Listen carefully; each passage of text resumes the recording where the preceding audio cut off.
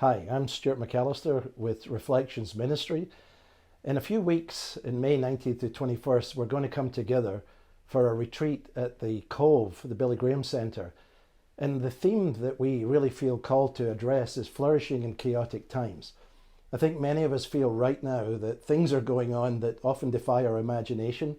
As Christians, particularly searching for coordinates, trying to understand both the culture, the scriptures, and our own behaviour. How should we respond?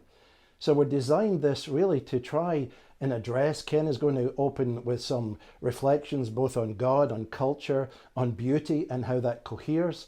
We want to talk about some of the contributing factors to why is the culture like this at the present time. What has come into that philosophically and historically? We want to address issues of peace and how a theology of the Trinity, of God, of creation, grounds us in a peaceful approach to life as opposed to almost a belligerent, violent reaction.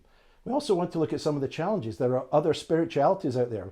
My friend Zandra is going to address some issues of looking at competing views that are challenging people's hearts and add to this chaos.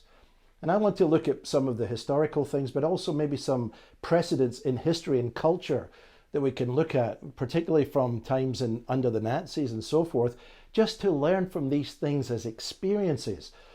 History as a teacher, not that we can always freeze frame it and capture it, but there are lessons from Bonhoeffer, there are lessons from many others, there are lessons for the present day. How should we then live, as Francis Schaeffer once famously said?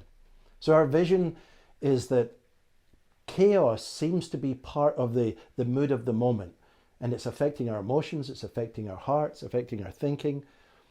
As we point out, this is a beautiful place to sit together at tables, to pray together, to look at the beauty of Asheville, the surroundings there, but to concentrate on God's word, God's way, and God's will. And that's really our heart. Coherence. Where does that coherence come from? It comes from God, it comes from His word, it comes from His way. And we believe that deeply. So we invite you. There are still spaces available, and I hope that you'll come alone or come with your friends, come with your spouse.